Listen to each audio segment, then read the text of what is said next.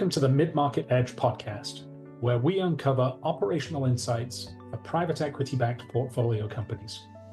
I'm your host, Kevin Bonfield, and over the last 30 years, I've had the privilege of working with fast-growing entrepreneurial teams, helping them scale, tackle challenges, and seize new opportunities. On this show, we'll talk to industry experts and seasoned leaders who will share practical strategies to drive growth, boost efficiency, and create value in the mid-market. Get ready for an insightful, engaging conversation that dives deep into the real-world issues facing your business. Well, I want to welcome Tim Hamilton to the conversation today. Tim is the founder and CEO of Praxent. But before I go and butcher what it is that you do, Tim, maybe you can introduce yourself. Happy to, Kevin. Thank you so much for having me. Again, Tim Hamilton, founder and CEO of Praxent. It's a software product engineering firm that serves financial services clients, mainly doing Fintech modernization projects. I started the firm 24 years ago. Originally, when I was in high school, I was 16 years old, building websites for local businesses. And Kevin, just one project after another, I learned my way into building now at a Nearshore and US-based software consulting firm. It's great to be here with you, and I'm looking forward to the conversation. That's fantastic. That must, when you were starting off at the age of 16, I can't imagine that you thought that this was going to be your future and that you would have such a wide-ranging set of customers and team members. I was actually very lucky. I got an internship at the largest web development company in Houston in 1998, I think. I'll never forget calling the CEO, Dave Nienberg. I called him repeatedly to beg him to give me a shot, let me come and work as an unpaid intern there. And finally, he relented. I showed up and I found so many bugs and defects that the programmers pulled me in and taught me how to fix the defects I was finding. But that was an amazing summer, a really formative summer for me, Kevin, because it showed me exactly the kind of business, exactly the kind of work I wanted to do. Every aspect of that business was fascinating to me. I learned from the project manager, the sales guy, the designer, the engineers. And so actually at that age, 16, 17 years old, I had this dream of building a replica of that business. And I was lucky. I was fortunate to have such clarity and vision at that time. It's been a really fun project. That's awesome. So tell me a little bit about, were there 1, 2, 3 things that you saw in that business when you were there that summer that you have picked up and we could see today in Praxent? All 4 guys really had a North Star of combining amazing design with really quality engineering and creating a fantastic client experience, a client journey through, idea through conception. And that, I would say, those ingredients were really inspiring to me then, and you could absolutely see those reflected in Praxent today. When I got started in this business, the most exciting and motivating thing I got to do was put some inputs into a computer and see the reaction, see the output. I mean, today, many of us have that experience as we're going back and forth with ChatGPT. It feels like an old friend in some cases. You're trading ideas, getting feedback. The input-output response, stimulus response exchange we can now have with ChatGPT. I got an early glimpse of that as a young developer, and that was really inspiring and very motivating. And so those were some of the aspects I experienced at 4 guys, and I love the team. Like I said, there were 28 people there, and they had a really beautiful office environment, an amazing creative hum. It was just palpable stepping into that office, and I just knew I wanted to spend time doing that around people, creative people who could blow me away with their talents. Yeah, it's always amazing to me that you as somebody who's trying to build something, you think what it's going to look like. You kind of have it in your mind's eye, right? But then when you see somebody else translate it for you, it seems to open up so many other paths that you can go down. I remember when I worked with my very, very first designer, when I started taking on projects myself, and I decided to hire a designer for the first time. His name is David. That was back in the year 1999 or 2000. It was so exciting to see the first deliverables, the first designs come back that I then was able to present to my client. And And it has always been exciting. I mean, as you say, working on a team, seeing how different people translate requirements or business problems into creative solutions, it is thrilling. And then seeing that solution come to life. Um, I got that itch early on, and I still haven't fully given it a total scratch. I mean, it really is it's a ton of fun, Kevin. Yeah, but the whole idea that you think that, if, well, I just think when I have a problem in my mind's eye that we're trying to solve, I've got my view of how to solve it, maybe one or two different paths, and then you get something back which is just a completely different way of looking at it. It's as you say, it's eye-opening. Yeah, it really is. Um, that converging, diverging is it's a really wonderful process. It's nicely illustrated in the design method called the double diamond. That I think does a good job of illustrating what that process is like. But it's amazing to be on a team actually going through that process. We've done it over 500 times now with that many clients, and it just never gets old. Yeah. Yeah. So you talked about, the thrill of being in the office and the creativity, but with Praxent now, you've got a team which is not just in the office on a day-to-day basis, but in other countries. How have you made sure that creativity and that connection and that energy has stayed together? Well, yeah, I might actually give you a little bit of history in order to set the stage to answer that question. We originally worked in a co-located fashion with people in Austin at our first office. And then I went to a conference in, 2008 or nine, and started meeting other folks in the industry working with similar technologies. In fact, I met one developer in particular who was such a perfect fit for a project that I just sold.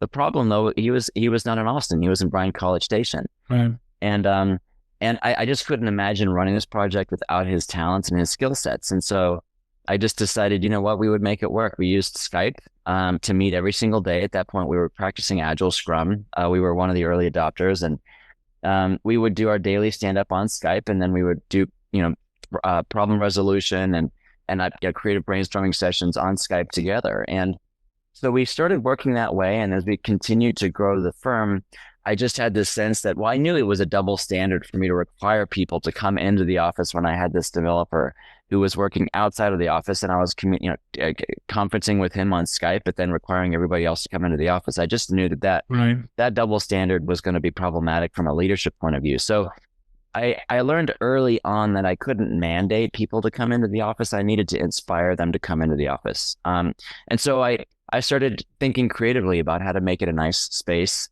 And you have a lot of tools I've learned as a leader.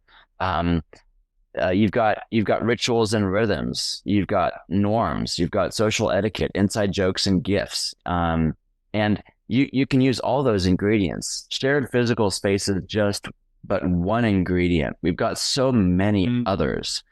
And so that's the conversation that I think we're missing out on, or maybe that's the part that doesn't get as much coverage in the conversation about return to work or remote work. We've got many, many tools in the tool belt. And I think we're constraining ourselves too much just by focusing on, shared physical space. So you asked about how we created that sense of, creative camaraderie. One of my favorite rituals we started practicing in 2008 or nine is it was the weekly huddle. Actually, we got some inspiration from 1-800-GOT-JUNK. They've got an amazing YouTube video of a ritual they do in their company. I think they call it the huddle. We decided to do a version of the huddle once a week for 30 minutes at 11:30 a.m. And we have practiced it ever since 2009, for over a decade now, close to, 15, 16 years. And what we do is now, the way it works is people join onto a Zoom meeting. There's background music playing. There's an interactive presentation. We use a tool called Mentimeter for people to publish their wins, to recognize teammates. And then there's a lot of back and forth banter, inside jokes, and chat going through the stream. Then we've got an MC who starts, and she's very upbeat, very high energy. Every single huddle kicks off with a particular person who gets to share their most, recent wins, professionally and personally, with photographs of themselves their travels, their family, their latest achievements or a struggle they've overcome, and they're the one who gets to pick the opening soundtrack. That kicks it off with a lot of high energy, and we go through a series of updates across every functional area of the company, and it's very quick hitting and interactive. It's a little different every time. But the thing is, it's very high energy. It just as it would be if we were sharing space in an office environment. We're going to be deliberate about the agenda and the structure. And we're going to lean in as the organizer of that meeting with our own energy, and we're going to bring it. And I think so we started doing that in 2009, and it's been an amazing ritual, probably the most important ritual of our company. Yeah, your comment right at the beginning of that, which is, I can't mandate you to come into the office, but I can inspire you. That seems like a massive mindset shift to getting this to happen. Yeah, we were early adopters of the hybrid work model, and it was interesting when we shut down the office in March 13th of 2020. All of us will remember that Friday. Yeah. I remember noticing the next couple of weeks, when we were now fully distributed on Zoom, I started noticing folks who had not spoken up before from, Colombia or Argentina, Guatemala, North Carolina, Massachusetts, Colorado. These folks were, I noticed, structurally at a disadvantage because of their location relative to our office in Austin. Got it. Now, we had done a lot to be very thoughtful, Kevin, about creating huddle rooms and conference rooms that had 2 TVs on the wall, a Zoom room, iPad on the conference table with like really high quality audio, and solid cameras, like wide angle focused cameras. And we'd invested a lot of money to create fantastic meeting spaces that would have AV support. But no matter how much you do on that dimension, somebody who's participating remotely will always be at disadvantage. Think about, for example, how difficult it is to interrupt the flow of a conversation that's happening in person when you're one of, 1 or 2 or 3 people who are attending virtually. It's just very difficult. You don't have as much influence. And so I noticed immediately that those disequilibriums were taken out of the organization as soon as everybody was now virtual. And it got me thinking, like, oh my gosh, even though we've been very deliberate about having a hybrid work model, it's still creating structural challenges for people who are not in Austin. And that was very clear to me. Like, we were going to do everything that we could to completely embrace the fully remote, totally distributed work style and make the most of it. And we've been very, very, I would say, creative and successful in doing that. Yeah, I've been on both ends of that. When you talked about actually having really good spaces, great sound, video, everything, and I've been in the room, and it's a lot easier to engage with the person who's in front of you rather than the screen that's maybe off to one side. And you're right, when you're on screen, it's difficult to actually get your perspective in. It's a challenge to be a fully fledged member of the team. 100%. Yeah. There's so much, you have so much higher bandwidth of communication with people that you are sharing space with. You can even feel each other energetically, and in a way that you can't through Zoom. And so those are some of the benefits of being in person. And I'm not going to suggest that there are not benefits of being in person. There absolutely are. I personally love being in person. I much prefer it. But I did notice again that this was an opportunity for us to actually strengthen the entire organization and the way that we were collaborating, so that everybody was playing on a similar playing field. That's fantastic. So you started to talk about the fact that you've got a team that is distributed now in a number of locations. You've moved further than Bryan College Station from Austin. You've got them in multiple locations around the US, and then in it sounds like South America as well. How did you come to the decision to have people in all of those locations? Was it just you found great people and they happened to be there, or was it something else? We started initially in India doing some offshore work, which was very successful and effective. Now, I was project managing those projects, and I was in my 20s, and I was able to stay up into the wee hours, midnight, 1 or 2 o'clock in the morning, and collaborate very effectively. I've always valued I think real time synchronous collaboration is absolutely essential when you're doing software engineering. There's a really helpful framework called the Kevin framework that spells out different levels of complexity of the work that you're doing in knowledge work. And it starts with simple, then goes to complicated, then goes to complex, and eventually evolves into chaotic. And in software engineering, we're not doing complicated work. We're doing complex work. And so for complex work, we need a lot of synchronous collaboration.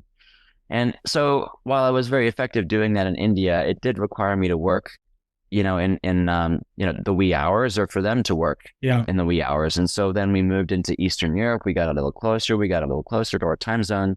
And as things, got closer to the US, it got a little easier. The talent was fantastic no matter where we worked. I'm from South Africa originally, so working globally was always very natural to me. Right. And the idea was, gosh, let's go and find talent, near the central time zone, plus or minus, 1 or 2 hours away from Austin, Texas. And we didn't really know which geographies to go after. We started in Mexico, but we've always been a firm that takes a very experimental approach, throwing spaghetti at the wall and then noticing through the process of empiricism what actually works. And so we started in Mexico, and then we did a lot in Argentina, and then just continued to go wide. What we were interested in is understanding if certain countries offered greater depth and breadth in certain technology areas. And we found that we can get amazing talent throughout the region. But we know, for example, if we need a lot of background skill sets in financial services or banking specifically, with a lot of deep Java experience, we know, we got to go to Costa Rica for that. Costa Rica is an amazing region for those skills. We can also find fantastic Java skill sets in Argentina. I mean, of course, you can find Java anywhere, Kevin, but we find a lot of that talent in Argentina. We're looking for Microsoft.NET. Mexico is an amazing place. This has a lot to do with what technical universities are teaching, and the technology communities that are forming around those locales. It also has a lot to do with the employers that have been operating in these countries. You can see, for example, Fiserv has done a lot of work building teams in Costa Rica. Amazon has a big presence in Costa Rica.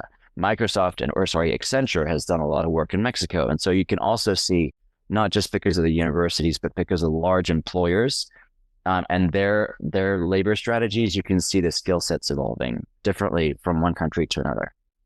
And they've created their own kind of different stack environments where people are learning through the universities and then honing their skills with these companies.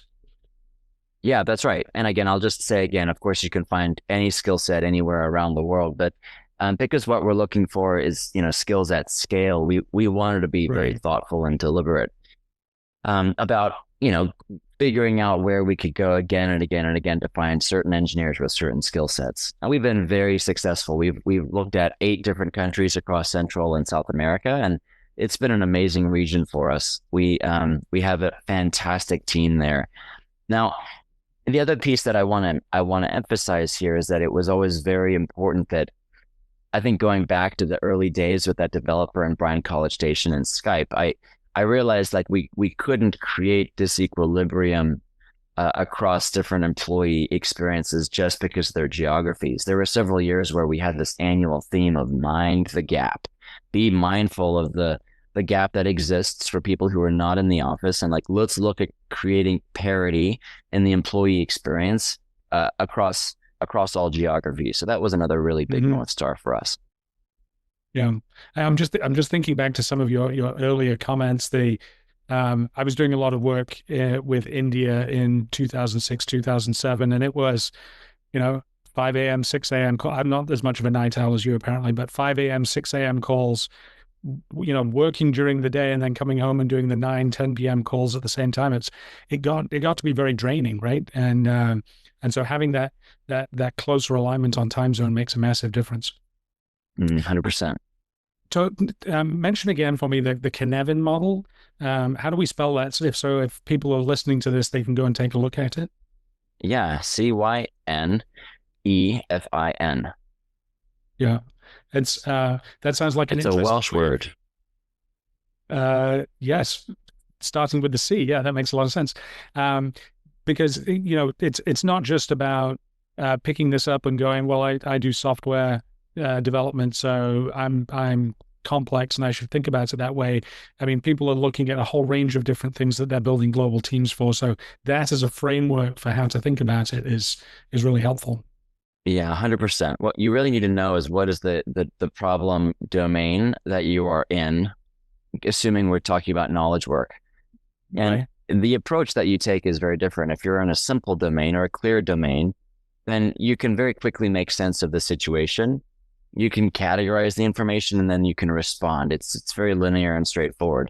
If you're operating in a complex domain, though, you can't make sense of the situation when you begin. You've got to probe. You've got to Right. you've got to test things out, run a series of tests. And that is essentially what we do in order to gain sense and to do sense making. And now you can respond. And so that step of probing first is really where the synchronous communication comes in. We need to have very, very tight turnaround. And so if you imagine that you're probing via email, waiting for a response every 15 minutes, you're going to be switching a lot of contexts. And research has shown that anytime you switch contexts, it costs you 25% of your productivity. And so the more times you switch contexts in a day or in a working session, the more detrimental it is to your productivity. And so in order to have tight without having to shift context, you need a lot of really tight feedback loops. And that requires real-time synchronous communication. Yeah, fantastic. So now you've got your team in the US and South America.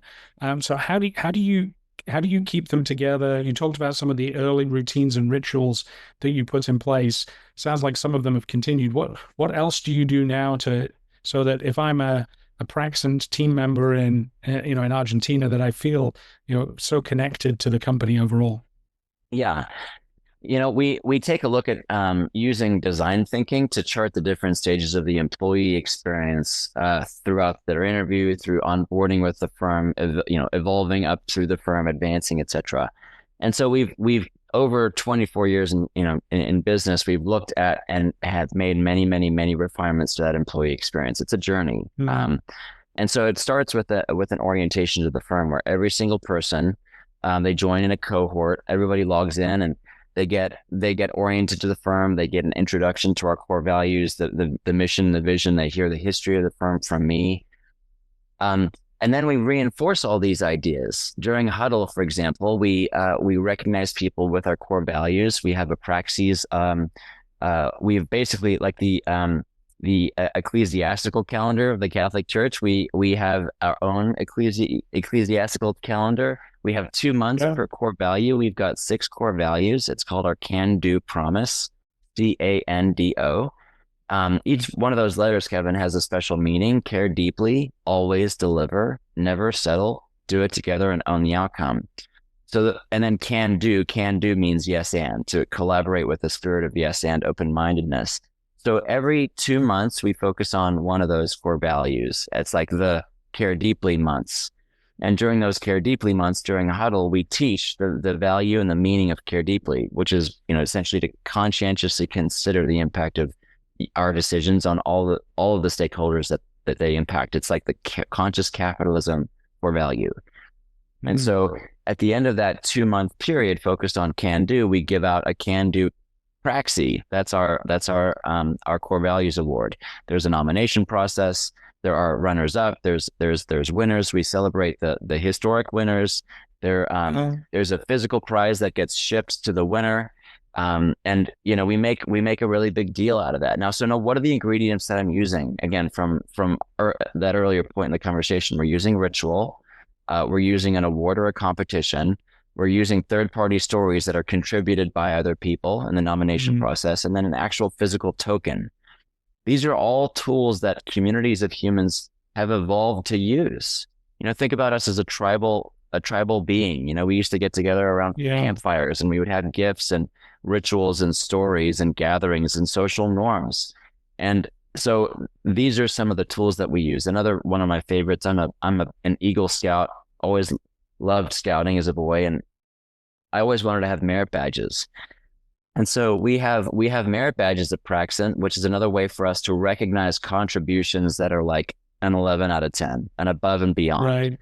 Um, we for example have one called the Sabile Todo, somebody who knows it all, somebody who comes up with just a brilliant piece of knowledge or an amazing idea, and so we give the badge out on a regular basis. It's open season for nominations. Anyone can nominate anyone else, and then we use that opportunity to really celebrate that Praxenter for their contributions. There's 10 badges in total, and that number just continues very thoughtfully. It's very curated, but thoughtfully evolves and expands over time. Mm-hmm. The other presumably, presumably kind of recognizes some great people. Like if I'm a Praxenter, that's right. And I've done something which is truly exceptional that maybe hasn't been done before. Maybe their name gets attached to that particular merit badge. 100%. That's exactly right. Yeah. Another one of my favorites is the pew pew pew. It's got a picture of like an animated cowboy with doing finger guns, but like we use the self-effacing humor very deliberately. We're a group of nerds, and geeks. Like we're building software, and so that's the other thing is we very much embrace that as a core part of the culture.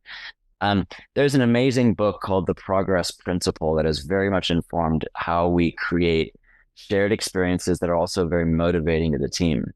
The authors of the book, The Progress Principle, got curious about understanding what is it that workplaces and managers needed to do in order to unlock the discretionary effort and high motivation and engagement of their teams.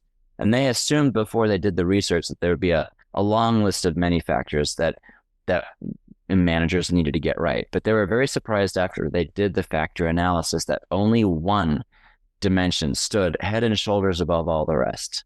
And they called it the progress principle. And the idea, Kevin, is that to the extent that I feel that by staying here at my current job or in my current team, that I will make progress, things will get better for me, then I'm going to stay. I'm going to stay engaged. I'm going to be motivated, and I'm going to invest my discretionary effort. I used to really struggle and stress when my team members at an early stage, 10 or 15 or 20 employees would come and they would sit down with me, and they were super excited to sit down and ask me, what do I need to do to get promoted around here? Like I want to have a conversation with you about getting a raise. And they were super excited. I could tell they were just like very eager to have, at a little bit but eager to have this conversation. On my side of the table though, I was stressed. I was feeling anxious, and I was dreading these conversations because I didn't have a good structured, compelling answer. Like a systematic, process-oriented answer to the question. Right. And below the surface for me, Kevin, was a fear that I would end up promoting people arbitrarily to the point of bankruptcy. Right. And so I needed a structured way so that I could do this fairly. But really, I just wanted these folks to get back to work and let's not have this conversation about raises and promotions. Please, can we just go back to serving customers? And this is one of the hard lessons I had to learn as a leader and as a manager that, it's absolutely critical for me. It was back then for the company to create a game that was worth playing, where people felt that by investing in, again, their discretionary effort, by pushing hard and taking risks and sticking around and being engaged, that they had a shot at and could advance in a meritocracy.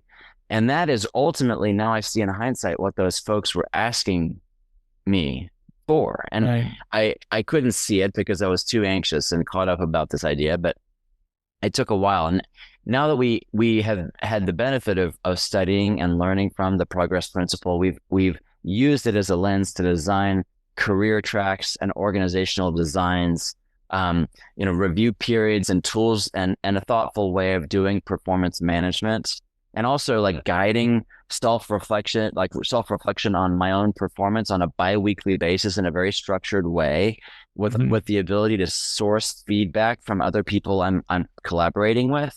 Now we actually have over time evolved a game worth playing along the same lines as the progress principle. And those are other really important things to design, again, across geographies, to ensure that everybody has access to this meritocracy. Everybody is playing the game with the same set of rules. Because if we create arbitrary rules based on geography, guess what? That's going to breed cynicism. And cynicism is going to kill the vibe of a meritocracy. Yeah, but what you're describing is everybody plays the same game, right? You're trying to make sure that everybody sees the progress that they're making within the one game that Praxent is playing. Yeah, that's exactly right. Yeah, I love they that they're coming to you and they're asking for a raise. Really, they're asking for how do I continue to be engaged and make progress? And it's in this virtual world, it feels today like there's people who will quit and will leave a company, but the most insidious part is people who quit, mentally at least, and then stick around just for the paycheck for a while. It destroys the morale of an organization and a community. Yeah, and it's just so unnecessary.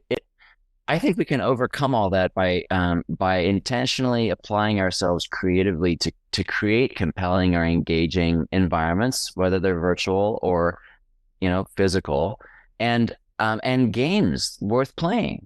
Mihaly Csikszentmihalyi, he's an amazing author. I'm sure everybody is very familiar with his work on flow psychology. He writes a lot about what does it take for us to experience that flow state of equanimity, where you get lost in the moment, you feel so productive that you're enjoying what you're doing so much that you just lose the sense of time. He writes that you need to be, time just disappears. You've got to have a challenge that you're working on. It's got to be hard, sufficiently hard, but not so hard that it's out of reach. It's got to be within grasp. And then you need a feedback loop. You need to know if you're doing the right thing, and if by applying yourself, you're actually getting stimulus response. You're getting feedback about whether or not I'm doing it right or wrong. I think great organizations, great managers, and good leaders are doing this. They're providing these conditions for their teams. They're providing challenges that are within grasp, but just that they are challenging, attainable but challenging, and also giving a lot of feedback. Aubrey Daniels is another psychologist and author who's written extensively about the importance of high frequency feedback for teams. It's very difficult to do, but I actually think that, with AI and large language models, we are at the brink of having the data within our workplaces to be able to give the kind of high frequency performance feedback that would unlock flow at a higher rate for people than they've perhaps ever experienced in knowledge work before. Yeah, I think that one of the things that we've seen is, and this is a very basic example, right, where we're recording our calls that we do, our team meetings, and we had a little bit of a joke with one of our team members about the fact that they were taking a much larger percentage of the meeting to talk than the rest of us. But it was fascinating because we took it a little bit too far. The joke went a little bit too far, and then they said, "I'm just going to sit back, and I don't want to win the talkiest talker award." And we had to have that conversation about no, we need your input. When you're not talking, we're missing out. So that data is really helpful. Yeah, 100%. I'm likely to win that award in our conversation here today, Kevin. So hopefully I'm not being too talkative. But all good. I call this or somebody, I'm not sure who it was, but this idea of digital exhaust just being kicked up from every one of our meetings, every one of our rituals and gatherings. We, thoughtfully, if we can put that into a large language model and then use that to develop talent or to give people feedback, to cultivate greater awareness, I think that we have an opportunity to build talent, to develop talent faster. Imagine if now we can, at the end of every single day, analyze all the meetings that happened in for an individual and say, look, Jack, we noticed that you took this meeting with this client. Did you know that by going onto a client call without your camera on, that's going to be harder for you to build rapport and cultivate trust within that client relationship? Right. Next time, consider turning on your camera. I mean, that's an important piece of awareness that this fictitious person, Jack, needs. And that's the large language model can deliver like at that exact moment in time. This concept of recency is very important in performance management, effective performance management. You look at the gap of time, the span of time between the behavior and the intervention, the longer that time span is, the less effective the intervention becomes. And now it starts to accumulate, and we have the dreaded quarterly performance review, or the 6-month biannual quarterly performance review. That is a really outmoded way of addressing performance gaps. And I'm excited about. I believe that we are on the advent of turning that around and giving feedback at a much higher frequency. Yeah, that concept of digital exhaust has so many different tentacles to it, right? Being able to see essentially a 360 view of how an employee is working with a customer means that you can coach them in a much more thoughtful way. But I'm also sure that coming at it with a coaching mindset rather than a punitive one is all the difference. Well said. 100%. Psychological safety. Somebody said to me a couple of years ago, it was an amazing piece of feedback. I run a consulting firm, obviously, and the core competency in a consulting firm is to make human capital management decisions. And these are really difficult decisions, Kevin, right? Like whether to hire ahead of demand or wait till you close the next project and then hire. Whether or not to give somebody a performance raise or a cost of living raise. Whether or not to, wait for the third strike before you terminate somebody, or give them one last chance. Or do it on the second strike. So these are all really challenging decisions. And this mentor said to me, he said, Tim, you know how to make those decisions, but I hate to break it to you, you're not special. You know how to make those decisions because you've had reps, because you've done them many, many, many times before. Someone else once said to me, good judgment comes from experience, but experience comes from bad judgment.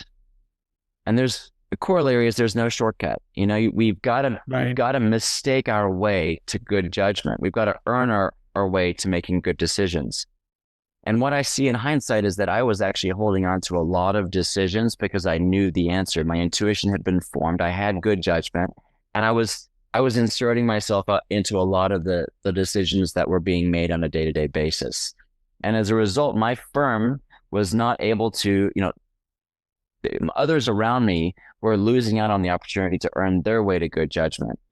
And so, I think these things like create, and so the bottom line is like mistakes. We've got to have a budget for mistakes, and which means we've got to have psychological safety. There's got to be room for us to make a mistake in order to, gain the experience and then eventually earn our way to good judgment. And you talk about punitive interventions versus a coaching mindset. Like that's exactly right. We have to work really hard to be non-reactive when things go wrong, but also, have a container where we can make a mistake that is not, so destructive to the company or the team that it's really a disaster. Yeah. Well, this has been a fascinating conversation, Tim, and I'm sure that we could continue on. But we're coming to our time. For those of you who are listening, I'm sure that you've, as I have just appreciated the thoughtfulness with which you've structured the way that Praxent operates, from the way that you interact with your customers to the way that you build and inspire your teams. If there's somebody listening who wants to work with you and Praxent, how do they reach out and start that conversation? Oh, thank you so much, Kevin. Best place to go is to our website, praxent.com, praxent.com. Or feel free to connect with me on LinkedIn, where I write quite a bit and share a lot of these thoughts. And we would love to get to know you.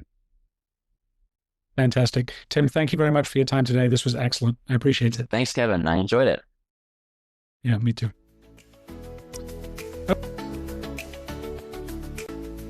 Thanks for tuning in to the Mid-Market Edge podcast. For more information, visit the Mid-Market Edge website at midmarketedge.com.